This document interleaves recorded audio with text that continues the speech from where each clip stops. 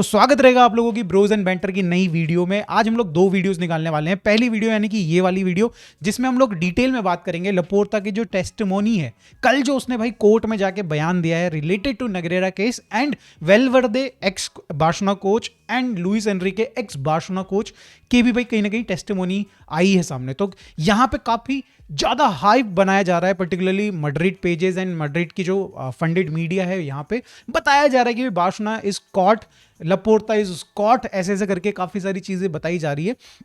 थोड़ा डिटेल में देखेंगे कि क्या एक्चुअली कहानी सिमिलर है जो यहाँ पे भाई ये पेजेस बोल रहे हैं या फिर भाई ऐसी मामला चल रहा है। एंड साथ में दोस्तों हम लोग बार्सा वर्सेस ओसासुना वाला जो मैच है आज ही है, उसका प्रीव्यू भी कर ही लेंगे। तो लेट्स स्टार्ट विद द लपोर्ता की जो टेस्टिमनी है उस न्यूज के साथ। तो दोस्तों इस समय पे मड्रिड के जितने भी फैन पेजेस हैं, आप बात करो यहाँ पे मीडिया हाउसेज हैं, फंडेड मीडिया हाउसेज हैं, ये सारे एक ही चीज रिपोर्ट कर रहे हैं कि भाई जब लपोर्ता कोर्ट रूम से बाहर आया ना तो उसके मुंह पे हंसी गायब थी। आपने देखा है लपोर्ता काफी फनी गाय है, वो आके अनशंट मीडिया को तो पर्टिकुलरली मैड्रिड मीडिया को तो भाई काफी ज्यादा अनशंट मजाकिया तौर पे बयान देता है। कल के उसमें उसने भाई थोड़ा सीरियस टोन में यहाँ पे बात करी। तो यहाँ पे भाई एक नैरेटिव सेट किया जा रहा है कि भाई यहाँ पे लपोर्ता एंड बार्सिलोना आर कॉट, मतलब इस बार तो शायद से बार्सिलोना एंड लपोर्ता को भाई जाने नहीं दिया जाएगा, नगरेरा केस में छोड़ा नहीं जाएगा। बट एक्चुअली क्या हुआ है हम लोग थोड़ा सा डिस्कशन कर लेते हैं। देखो कल थे 3 लोगों की टेस्टिमनी, यहाँ पे भाई बयान देने थे लुइस एनरिके को ex Barcelona coach, Valverde and then Laporta. तो सबसे पहले हम लोग कोचेस के बारे में बात जान लेते हैं कि उनसे क्या क्वेश्चन पूछा गया और भाई क्या उन्होंने रिप्लाई किया। तो एक ही क्वेश्चन दोनों से पूछा गया कि क्या अभी आपने कभी वो अपने टाइम में जब भी आप कोचिंग कर रहे थे बार्सिलोना की, तो कभी आपने वो रिपोर्ट्स देखी एंड क्या आपको लगता है कि भाई उन रिपोर्ट्स के बेसिस पे ब्राइबरी की गई होगी, थोड़ा बहुत पैसे खिलाए गए होंगे रेफरी को। तो उन्होंने सबसे पहले यहाँ पे हम लोग बात करेंगे लुइस एनरिके के बारे में, जिन्होंने क्लियरली बोल दिया कि भाई I don't rely on such reports, in fact मुझे पता भी नहीं था कि बार्सिलोना में कोई रिपोर्ट्स आती थी, मैं तो लेता नहीं था इस तरीके की कोई रिपोर्ट्स को। वेलवर्दे ने भी सेम चीज इटरेट करी कि भाई मुझे नहीं चाहिए होती ऐसी रिपोर्ट्स, मैं अपना भाई कोचिंग अपने हिसाब से चलाता हूं। एंड उसने इनफैक्ट एक चीज और ऐड करी, यहां पे उन्होंने बताया कि एथलेटिक बिल्बाओ जो उनकी करंट टीम है जिसको वो कोच करते हैं, वो भी कहीं ना कहीं इसी तरीके की सर्विसेज लेती हैं, बट वो यहां पे उन सारी रिपोर्ट्स को प्रीफर नहीं करते हैं, उनको देखना पसंद नहीं करते हैं एंड वो रिलाई करते हैं अपनी नॉलेज पे। तो यहाँ पे भाई जो क्वेश्चन एक घुमावदार पूछा गया था उनसे, वो यहाँ पे उन्होंने क्लियरली जवाब दे दिया कि भाई हम लोगों को नहीं पता है कि कोई रिपोर्ट्स आती थी कि नहीं आती थी बार्सिलोना में। एट द सेम टाइम हम लोग मना कर देते थे, हमें चाहिए भी नहीं थी इस तरीके की। अब देखो दोस्तों, यहाँ पे आपके दिमाग में जरूर डाउट आ रहा होगा कि बार्सिलोना ने क्यों इन लोगों को ये रिपोर्ट्स नहीं दी। मे बी यहाँ पे बार्सिलोना की गलती है, मे बी यहाँ पे सब कुछ बार्सिलोना छुपा रही हो। हाँ डेफिनेटली हो सकता है कि भाई बार्सिलोना अगर करप्ट है, उन्होंने कुछ नगरेरा को पैसे खिलाए हो और इस तरह की कोई रिपोर्ट नहीं आई हो, ठीक है, तो देन वो देंगे क्या, है ना, कोचेस को क्या ही देंगे। बट देन भाई अगर कोच सामने से मना कर रहा है कि भाई उसको नहीं चाहिए रिपोर्ट्स, तो फिर यहाँ पे क्लब उसको देगा भी क्यों। तो ये मे बी यहाँ पे भाई कुछ हो सकता है ग्रे एरिया हो, बट यहाँ पे अगेन कोई भी सबूत नहीं मिले हैं। अब हम लोग बात कर लेते हैं लपोर्ता से कौन से क्वेश्चंस पूछे गए और किसने पूछे। तो अगर आप देखें सामने वाली पार्टी जो थी, काफी सारे लॉयर्स थे, बट उसमें से अगर आप देखें रेफ के लॉयर ने ज्यादा क्वेश्चन पूछे ही नहीं।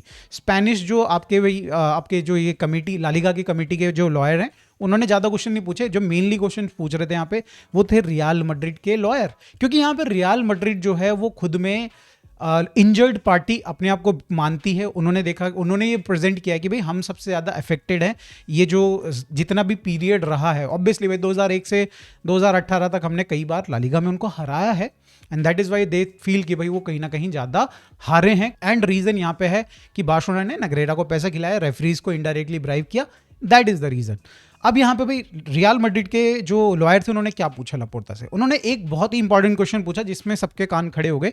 उन्होंने बोला कि भाई आप जब ज्वाइन करते हैं बार्सिलोना को 2008-9 जब भी वो ज्वाइन करते हैं, तो उस टाइम पे नगरेरा को जो ये पेमेंट्स थी वो अचानक से 800% कैसे बढ़ गई। What a good question and straight forward question भाई।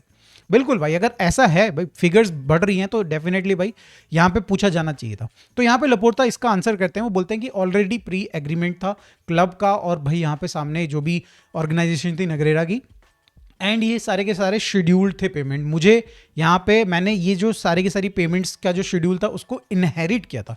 जब मैं ज्वाइन करता हूँ, मैं अपने डिपार्टमेंट ऑफ जो भी मतलब ये रिपोर्ट्स को देखने वाला डिपार्टमेंट होता, उनसे पूछता हूँ कि भाई ये पेमेंट्स क्यों जा रही हैं। तो उन्होंने बोला कि भाई these reports are important and भाई हम लोग यूज़ करते हैं इसको, तो आप चलने दीजिए। तो लपोर्ता ने बोला कि भाई ठीक है, कोई दिक्कत नहीं, अगर आपको प्रॉब्लम नहीं है तो भाई मैं भी अलाउ करता हूँ, कोई दिक्कत वाली बात नहीं।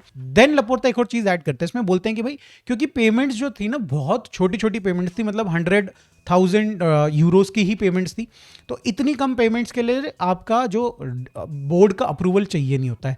तो यहाँ पे भाई अलाउ कर दिया गया एंड भाई कहीं ना कहीं इतना बड़ा कोई मैटर नहीं, उन्होंने यहाँ पे भाई डेफिनेटली बैक किया है। यहाँ पे जो ये रिपोर्ट्स हैं या फिर जो पेमेंट्स हैं उसको उन्होंने कहा कि भाई ये जो पेमेंट्स हैं बिल्कुल लेजिटिमेट है, हमने हमेशा रिपोर्ट्स ही मांगी हैं, हमने कोई फेवर नहीं मांगा है। इनफैक्ट मैं आज तक कभी भी नगरेरा और उसके बेटे से मिला ही नहीं हूँ। तो ओवरऑल दोस्तों लपोर्ता ने यहाँ पे रिजेक्ट कर दिया जो भी उस पर ब्लेम लग रहा था। इनफैक्ट बार्सिलोना पे ब्लेम लग रहा था कि हमने पेमेंट्स करी हैं यहाँ पे रेफरी को ब्राइब करने के लिए या फिर नगरेरा को ब्राइब करने के लिए।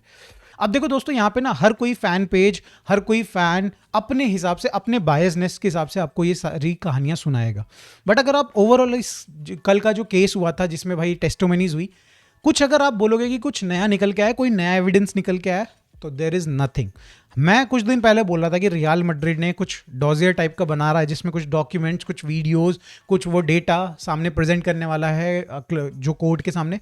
देयर इज नथिंग न्यू जो रियल मैड्रिड के जो लॉयर्स हैं उन्होंने प्रोड्यूस किया हो जिसके बेसिस पे बोला जा सके कि बार्सिलोना ने एंड नगरेरा ने यहाँ पे मिलके कुछ करप्शन किया है, कुछ यहाँ पे भाई पैसे खिलाए हैं रेफरीज को। There is no new evidence. साफ सीधा मैं आपको बोल दूं, ना तो यहाँ पे कोचेस के स्टेटमेंट से कुछ क्लैरिटी मिलती, ना ही यहाँ पे लपोर्ता के स्टेटमेंट से कोई क्लैरिटी मिलती है। अब ये लंबा खींचा जा रहा है, यू नो वाई। यहाँ पे भाई अगर ये केस जितना लंबा खींचा जाएगा उतना ज़्यादा मट्टी पलीत होगी नाम बार्सिलोना का, एंड साथ में कहीं ना कहीं एक दिमाग में चलता रहेगा, मैनेजमेंट के दिमाग में चलता रहेगा, प्लेयर्स के दिमाग में चलता रहेगा, कोच के दिमाग में चलता रहेगा कि क्या चल रहा है यार बैकग्राउंड में मेरे क्लब में। तो maybe there is a good chance कि भाई उनके परफॉर्मेंस अफेक्ट हो, मे बी मतलब 0.5% चांस कि भाई उनका परफॉर्मेंस अफेक्ट हो।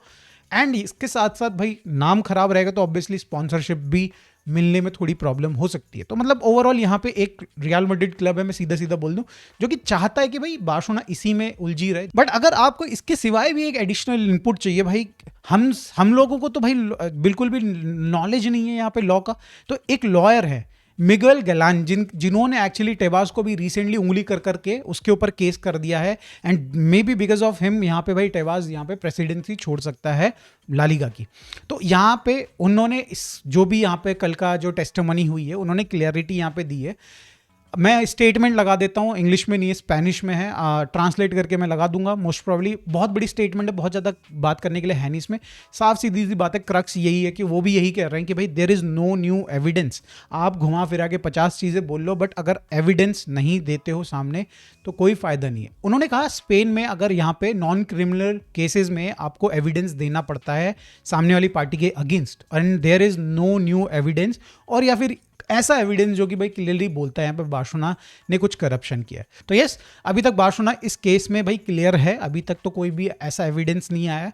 फटाफट से एविडेंस आ जाए भाई, क्लैरिटी आ जाए कि भाई हम सही या वो सही, तो कम से कम केस तो खत्म हो। अब फटाफट से दोस्तों गेम के बारे में बात कर लेते हैं। देखो बार्सा वर्सेस ओसासुना का गेम है। ओसासुना का अगर पिछला 3-4 गेम्स उठा के देखे तो जीते उन्होंने, बट देन भाई कोपा डेल रे का गेम है, 2 गेम्स उनके ठीक ठाक गेम रहे हैं। तो ओवरऑल भाई उनका फॉर्म आई विल से कि भाई प्रीटी एवरेज कह सकते हैं, और हमारा जो हम लोग भाई एक अपवर्ड्स ट्रेजेक्टरी की तरफ जा रहे हैं। ठीक, मुझे इस गेम में ज़्यादा दिक्कत नज़र नहीं आ रही है। हम लोग अपने ट्रेडिशन के अकॉर्डिंग एक गोल तो खाएंगे ही खाएंगे, हो सकता है कि वो पहले 10-15 मिनट में ही खा जाए, एंड भाई बुद्धिमीर है तो भाई डेफिनेटली भाई गोल मारेगा ही मारेगा। तो दोस्तों ओवरऑल मेरे को ये जो गेम है इसमें भाई ऐसा नहीं है कि मैं कुछ शॉकिंग रिजल्ट यहाँ पे देख रहा हूँ। Shocking result in the sense भाई कि यहाँ पे भाई हम लोग 3-0 से हार गए, 2-0 से हार गए, या फिर इनफैक्ट हार गए। मेरे हिसाब से हम लोग इस गेम को जीतना चाहिए। कंट्रोल्ड वे में डेफिनेटली हम लोग नहीं जीतेंगे, जिस तरीके से मैं कह रहा हूँ गोल तो हम लोग खाएंगे, 1 गोल या 2 गोल खा सकते हैं। बट यस, मेरे हिसाब से प्रिडिक्शन दोस्तों लगभग होगी यहाँ पे 3-2 की प्रिडिक्शन में लेके चल रहा हूँ। 2 गोल हम खाएंगे, 3 गोल उन पे मारेंगे। एंड अगर यहाँ पे बात करी जाए कि स्क्वाड क्या होगी, तो मेरे को लगता है पर्सनली यहाँ पे कि भाई आपके फरान टोरेस स्टार्ट करने वाले हैं as a striker, left side में आपके रैशफोर्ड, राइट साइड में आपके लामिन यमाल, नॉर्मल फ्रंट 3 हमारे बिल्कुल। Fermin Lopez as a CAM की पोजीशन में वापस देखने को मिलेंगे इस गेम में, बिकॉज थोड़ा ओपननेस रहेगी इस गेम में। ओसासुना थोड़ा खुल के खेलती है, तो yes in those games, in these kind of games भाई फर्मीन लोपेज भाई कहीं ना कहीं ज़्यादा चांस क्रिएट करते हैं, ज़्यादा गोल स्कोर करने की अपॉर्चुनिटीज़ पे वो बैंक करते हैं, तो मेरे को लगता है वो खेलेंगे आज के गेम में। पेड्री ऑब्वियसली भाई एवरग्रीन इन हिज पोजीशन। आपके एरिक गार्सिया भाई कहीं ना कहीं मुझे लग रहा है डीएम पोजीशन में अपना सिक्का जमा रहे हैं, जिसके ऊपर हम लोग सेकंड वीडियो में बात करने वाले हैं। तो Eric Garcia will play in the DM position. Back line में कुबार्सी को मुझे लगता है कि रेस्ट देना चाहिए, क्रिश्चियनसन को स्टार्ट मिलनी चाहिए दोस्तों, क्रिश्चियनसन को स्टार्ट मिलनी चाहिए। बेबी ये भी हो सकता है कि एरिक गार्सिया को डीएम पोजीशन से हटा के सेंटर बैक में लिया जाए और उनकी जगह पे फ्रैंकी खिलाया जाए एंड एरिक वापस से सीबी पोजीशन में आ जाए। बट मुझे लग रहा है कि यहाँ पे क्रिश्चियनसन को स्टार्ट मिलेगी सीबी पोजीशन में। राइट साइड में कुंडे खेलने वाले हैं, लेफ्ट सेंटर बैक में आपके यहाँ पे खेलेंगे जेरार्ड मार्टिन एंड मेरे को लगता है लेफ्ट बैक में खेलने वाले हैं ऑब्वियसली बाल्डे। तो लेट्स सी दोस्तों, ये लाइनअप होने वाली है। ऑब्वियसली जुआन Garcia will play in the match. तो या ये रही आपकी कंप्लीट 11 मुझे मेरे हिसाब से 3-2 की मैं प्रिडिक्शन दे रहा हूं दोस्तों यहाँ पे। एंड यस हमारा ट्रेडिशन बरकरार रहेगा, गोल बिना गोल खाए तो हम लोग कोई गेम कंप्लीट कर ही नहीं सकते। आप लोगों की प्रिडिक्शन क्या है दोस्तों, प्लीज़ बताइएगा। लपोर्ता से रिलेटेड इन्फॉर्मेशन सही लगी तो प्लीज़ वीडियो को लाइक कर दीजिए, चैनल को सब्सक्राइब कर दीजिए। मिलते हैं दोस्तों नेक्स्ट वीडियो में। Bye for now, take care.